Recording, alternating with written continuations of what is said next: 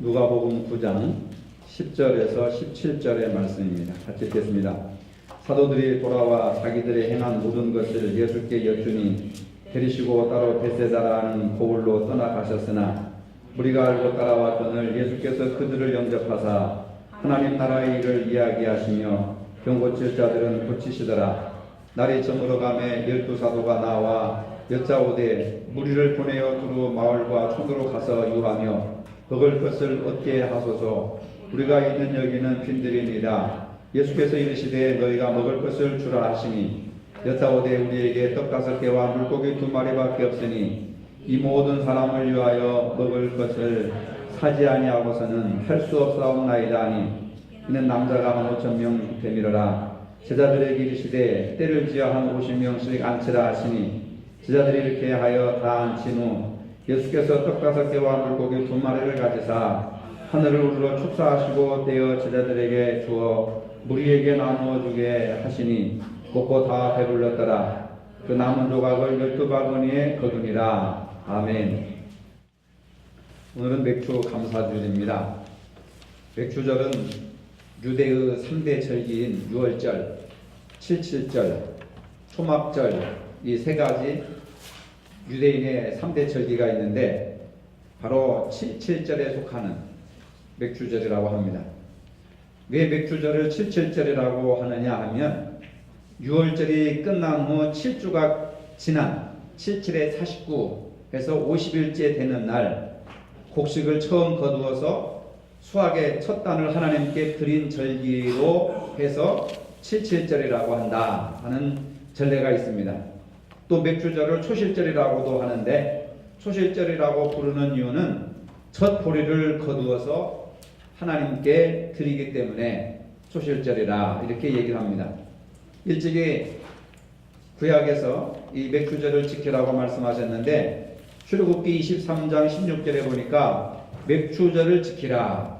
이는 내가 수고하여 밭에 뿌린 것의 첫 열매를 거두매니라 하면서 맥주절을 지키라고 성경은 분명하게 말씀을 하고 있습니다.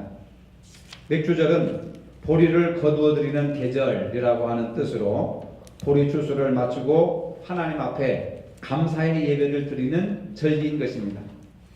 교회력으로 매년 7월 첫 주일을 맥주절로 지키는 의미는 지난 6개월 동안 지켜주신 하나님의 은혜에 감사를 드리고 남은 6개월을 감사함으로 시작하자고 하는 의미를 가지고 있는 것입니다. 그래서 7월 첫째 주일을 항상 교회력으로 맥주절을 지정하고 있는 겁니다. 절기의 참된 목적은 감사를 드리는 데 있습니다. 특히 오늘 본문 16절에 보니까 떡 5개와 물고기 2마리를 가지사 하늘을 우러러 축사하시고 라고 하는 말이 있습니다.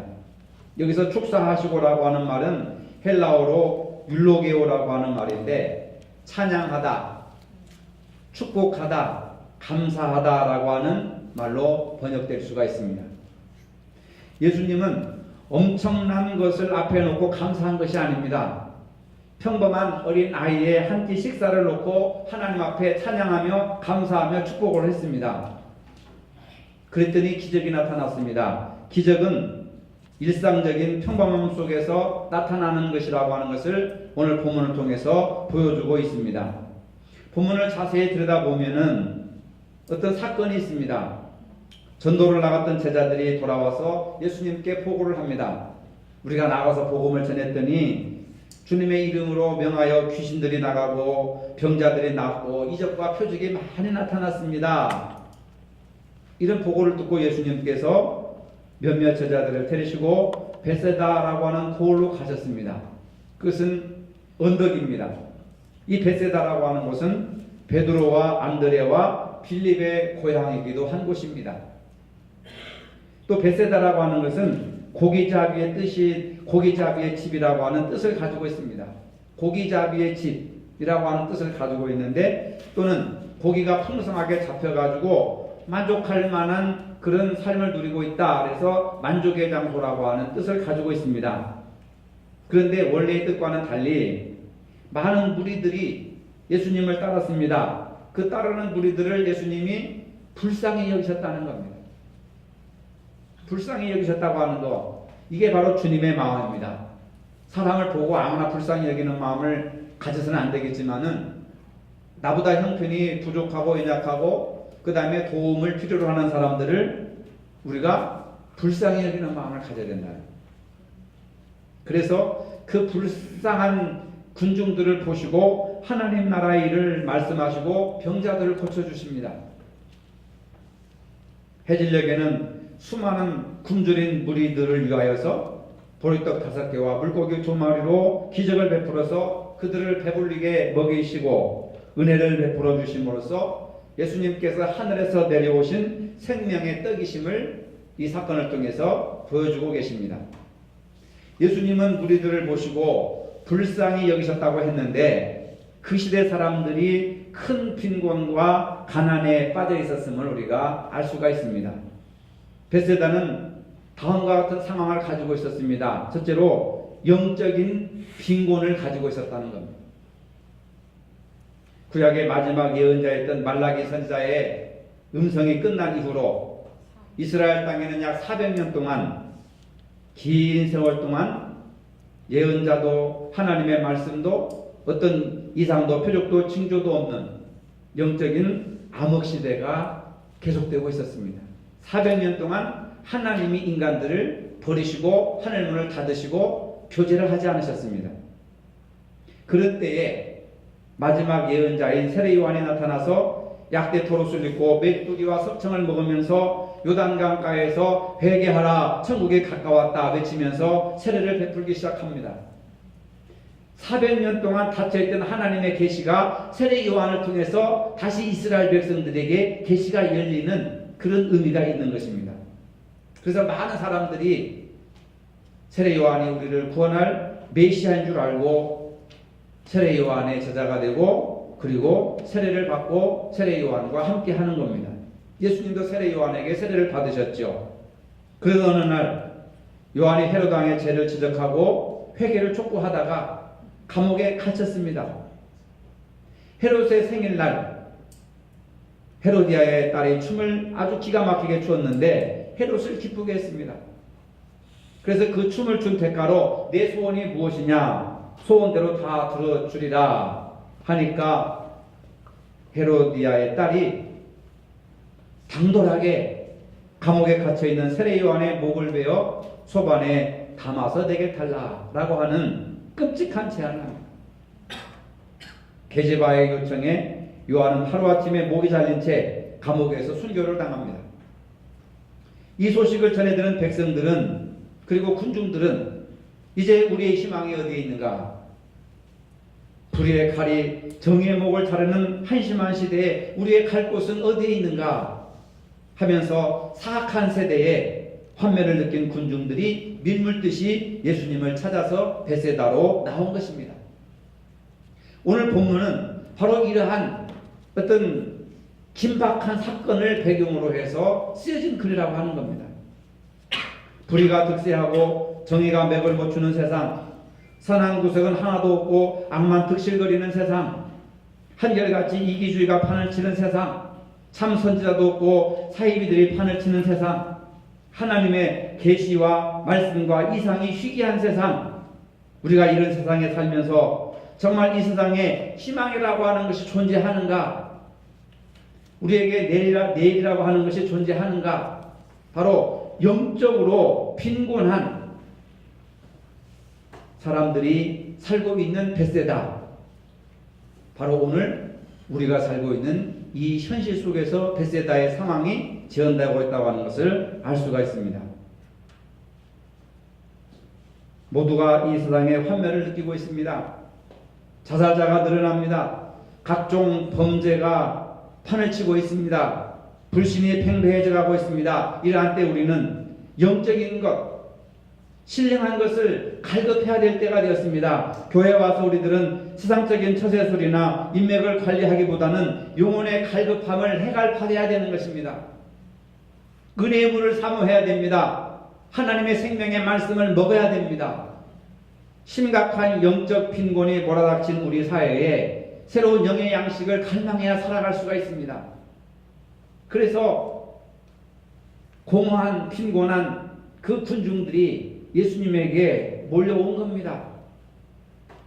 이러한 영적인 공허한 이 현실 속에서 우리가 교회를 찾아야 되고 하나님의 말씀을 찾아야 되고 신령한 것을 찾아야 되고 예배를 찾아야 되는데 여전히 영적으로 빈곤한 사람들이 갈급해하는 사람들이 찾아오지를 못하고 있는 겁니다. 오늘 본문은 자기의 탐욕을 이루기 위해서 정의의 사도의 목을 자르는 비정하고 불의한 시대 속에서 오늘 본문이 기록되고 있다고 하는 사실을 우리가 주목할 필요가 있는 겁니다. 두 번째로 베세다는 육적인 빈곤이 있는 곳입니다. 베세다 언덕에 황혼이 내려앉고 있었습니다. 며칠씩이나 음식을 대하지 못한 수만 명의 무리들은 허기와 배고픔을 느끼기 시작합니다. 그곳은 광야였고 군중들을 먹일 만한 빵도 없고 빵을 살 만한 돈도 없고 빵을 구할 방법도 없었습니다. 군중들은 배가 고픈데 반드시 음식을 먹어야 되는데 그들을 충분히 먹일 빵이 없는 베세다 광야는 물이 없는 곳이고 사람이 살 만한 곳이 못 되어서 죽음의 땅이라고 말합니다. 하나님의 도우심이 아니고서는 한나절도 견딜 수 없는 공간이 바로 광야라고 하는 것입니다. 낮에는 50도 이상의 뜨거운 열기가 있고 밤에는 영하로 떨어지고 들짐승들과 각종 곤충과 짐승들이 우글거리는 곳, 사람이 살 수 없는 곳을 광야라고 하는 겁니다. 2015년을 기준으로 세계 인구가 70억을 넘어섰습니다. 인류는 지금 자원 부족의 현상을 걱정하고 있습니다. 머지않은 미래에 식량 문제가 심각한 국제적인 문제가 되면서 강대국에서는 식량을 정략적 무기로 이용할 가능성이 높다고 진단하고 있습니다. 사람들 입에 공평하게 들어가야 될 식량을 강대국들이 이제는 무기로 사용을 한다는 겁니다. 지금도 아프리카나 제3세계에서는 1분마다 24명씩 굶어 죽습니다. 하루에 3만 5천 명이 굶어 죽습니다. 1년에 1,300만 명이 먹을 것이 없어서 기아로 굶어 죽는다고 하는 유엔의 통계가 있습니다. 지금 지구촌에는 물 부족으로 인해서 세계 인구의 3분의 1이 충분한 물을 이용하지 못하고 있습니다. 실제로 아프리카에서 한 해 동안 1,800만 명의 어린이들이 더러운 물을 마심으로 질병에 걸려서 사망하고 있습니다. 미래학자들은 환경오염의 문제, 인구 증가의 문제, 이상기후 문제 등 여러 가지 요인들을 지적하면서 인류의 미래는 결코 밝지 않다고 비관적인 전망을 내놓고 있습니다. 예수님은 2000년 전에 이미 미래의 세계를 내다보시고 마태복음 24장 7절에 이렇게 말씀하셨습니다. 처처에 기근이 있으리라. 그 말씀이 지금 이루어져 나가고 있습니다. 지식이 개발되고 기술 문명이 발달하고 첨단 정보화 시대가 된다고 해서 과연 이 세상에 빈곤의 문제가 사라질 수 있을까? 저는 불가능하다고 봅니다. IMF 이전에 우리나라 사회구조가 중상층이 두터운 구조를 이루어서 단단한 사회구조가 형성되었는데 IMF 사태 이후에 허리가 되는 중상류층이 거의 무너지면서 국민의 80%가 중하층 구조로 전락하고 있다고 경제학자들은 진단하고 있습니다. 그와 동시에 국민의 20%만이 상류층이 되면서 우리나라는 빈익빈 부익부 뚜렷한 현상이 나타나고 있습니다. 이것은 결코 바람직한 현상이 아닙니다. 건강한 사회 구조가 아닙니다. 허리가 건강해야 강해야 사람이 이렇게 건강하듯이 나라와 민족도 중상류층이 튼튼해져야 사회 구조가 형성되는데 이 중상류층이 무너져 버리고 중류층에 있던 사람들이 하층민으로 전락해버렸다는 겁니다. 2015년 통계에 의하면 우리나라 노인 절대 빈곤 인구가 약 49.5%, 50%를 육박하고 있다는 겁니다. 혼자 사는 노인들이 절대적인 빈곤에 육박해야 돼 50% 이상이 절대적인 빈곤으로 지금 굶어 죽어가고 있다는 겁니다. 그런가 하면은 2015년 고용 동향을 보면은 청년 실업 15세부터 29세까지 실업률이 9.2%로 관련 통계가 작성된 1999년 이후 사상 최고의 수치를 기록하고 있습니다. 즉 청년 10명 중 1명은 한 명꼴 직업을 구하지 못해서 희망을 포기하고 살아가고 있다는 겁니다. 비정규직, 알바 이런 거 다 빼고 아무것도 못하는, 할 수 없는 사람들이 벌써 9.2%, 10%를 육박하고 있다고 하는 겁니다. 작년 수치입니다. 이 세상은 점점 메마른 베세다 광야가 되어가고 있다고 하는 겁니다. 본문의 베세다 광야와 같이 우리가 살고 있는 이 시대 사람들도 영육의 큰 빈곤을 가지고 살아가고 있습니다. 그렇다면 이 베세다의 빈곤 문제를 해결할 수 있는 길이 없을까?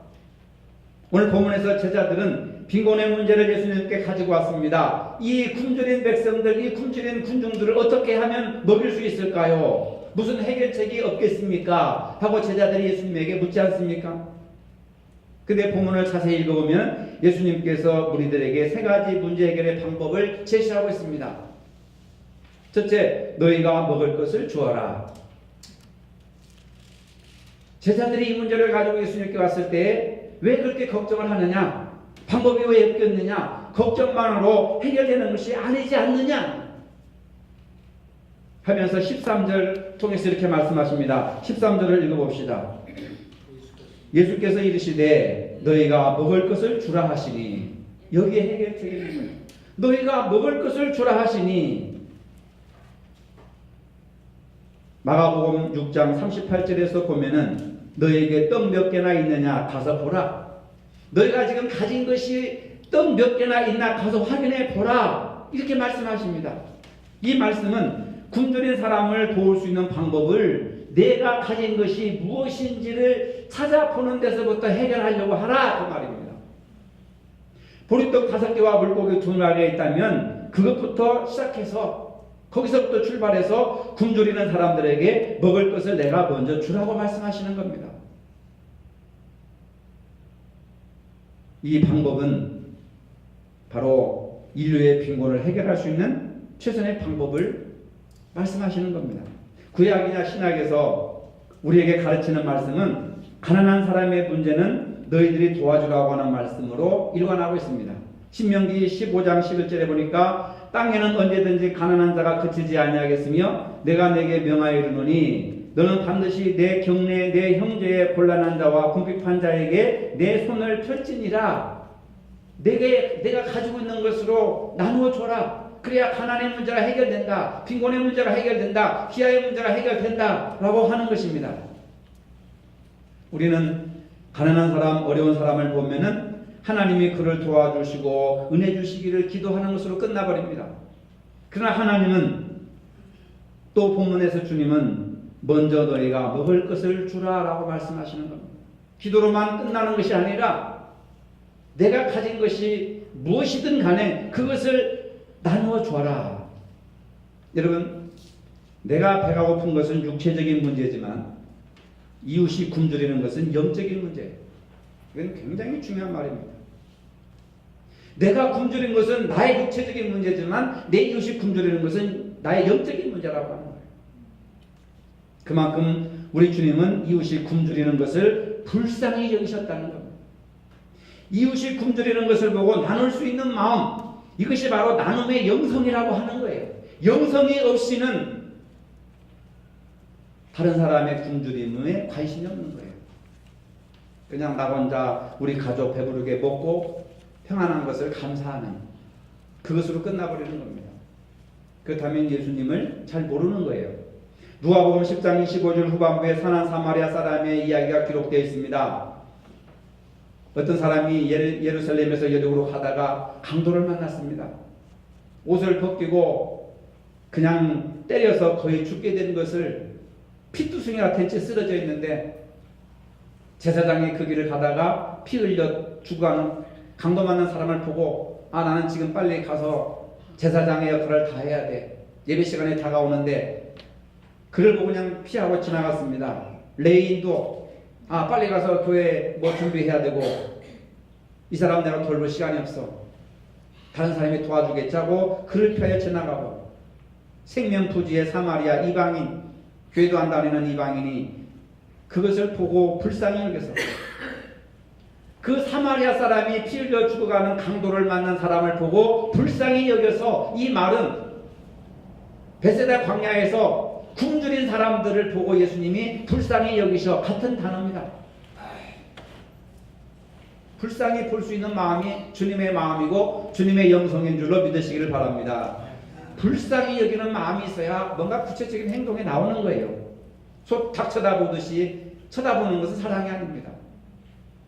그래서 가까이 가서 기름과 포도주를 부어서 상체에 붓고 싸매주고 자기 짐승에 태워가지고 주막으로 데리고 가서 간절히 그 주막 주인에게 정성껏 대접해주고 정성껏 치료해줘서 돈이 부족하면 내가 이를 보고 와서 다시 비용을 내가 감당하겠습니다. 잘 돌보아 주십시오. 사마리아 사람은 생명부지의 강도 만난 자에게 자기의 기름과 포도주로 상처에 붓고 상처를 싸매주고 자기 짐승에 태워 주막에 데리고 갔습니다. 여러분, 피 한 방울도 섞이지 않은 나그네를 이렇게까지 할 필요가 뭐가 있겠습니까? 나의 갈 길도 바쁜데 내가 먹을 포도주와 내가 먹을 식량이고 내 일용할 양식인데 그걸 왜 남을 위해서 허비할 수가 있겠습니까? 왜 예수님께서 이런 비유를 제자들에게 말씀하셨겠습니까? 그리고 결론적으로 말씀하시기를 가서 너도 이와 같이 하라 이런 부탁의 말씀을 하시겠습니까? 예수님의 관심은 나가 아니라 너라고 하는 이웃이라고 하는 관점을 가지고 예수님은 세상을 살아가시는 거예요. 예수 믿는 사람들은 이웃의 고통을 외면해서는 안 된다는 것이죠. 우리는 이웃에 대한 사회적인 책임을 지는 존재라고 하는 것입니다. 우리나라에 굶주리는 자가 아무리 많고 우리 주변에 굶주리는 사람들이 아무리 많이 있어도 한국교회 1000만 명이 보리떡 5개와 물고기 2마리씩만 가난한 자들을 위해서 가져온다고 한다면 빈곤의 문제는 해결될 수가 있어요. 근데 그걸 우리가 못하는 겁니다. 본문은 예수님이 보리떡 5개와 물고기 2마리를 손에 들고 하늘을 우러러 축사하시고 기도하셨습니다. 가난한 자를 위하여서 하나님의 얼굴을 바라보신 것입니다. 하나님의 자비하심을 비는 기도를 드린 것입니다. 인간의 양식은 처음부터 하나님이 책임지신 일입니다. 따지고 보면 지금도 하나님은 오병이의 기적으로 우리를 배불려 먹여주시는 겁니다. 공중의 새까지 먹이시는 하나님이십니다.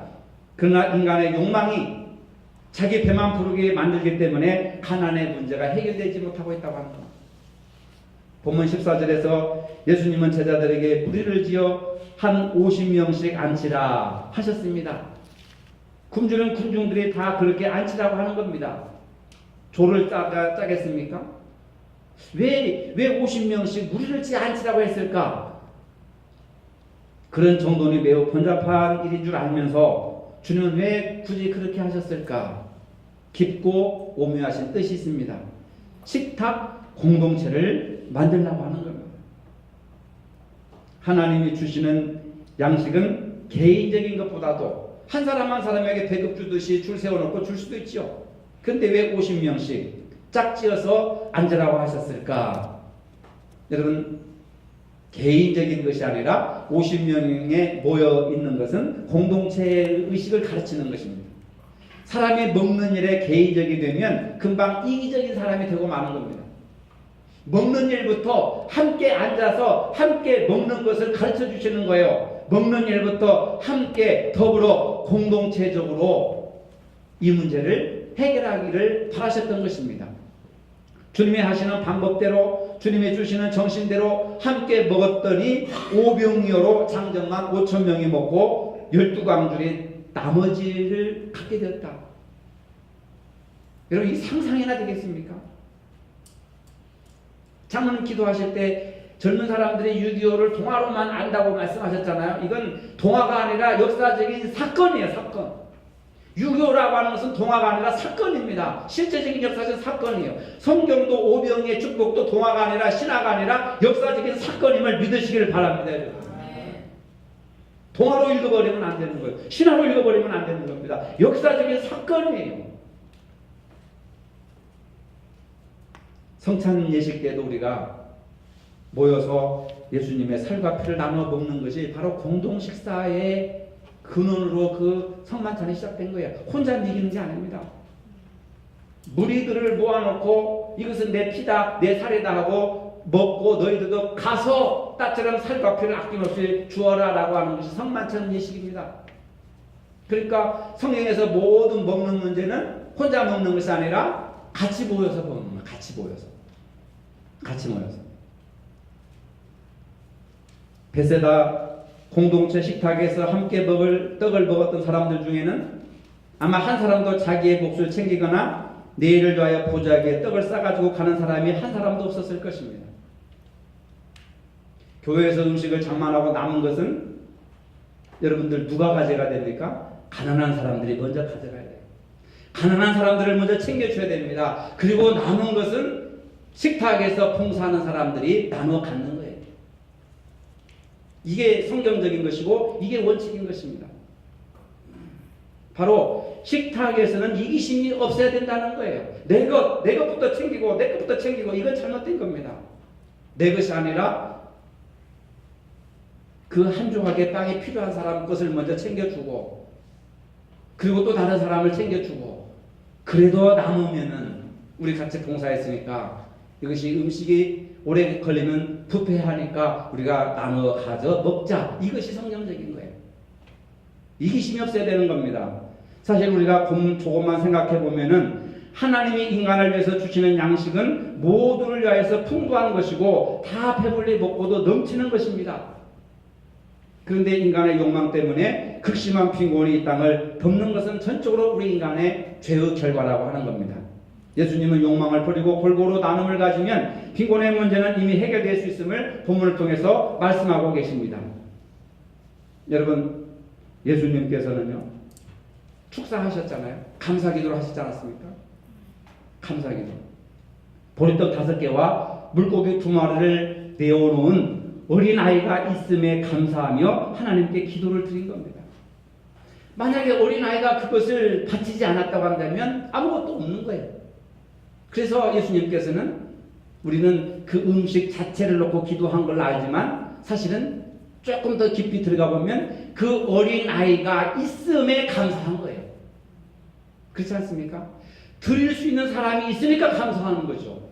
어린아이가 먼저지. 그것을 자기 것을 희생하고 공동체를 위해서 자기 것을 내놓은 어린아이가 더 위대한 것이고 그 어린아이의 결단이 우리는 더 칭송을 받아야 돼요. 근데 우리 지금까지 뭡니까?